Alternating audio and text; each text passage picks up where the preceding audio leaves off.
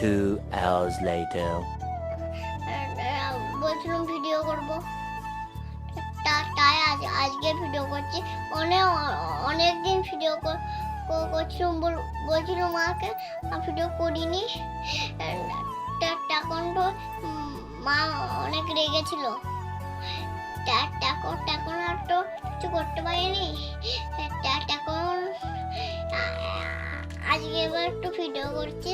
সকালে ভিডিও করা হয় না, কালকে ভিডিও করা হয়েছে, কিন্তু কালকে এটা বলা হয় না, তো আজকে বলছি।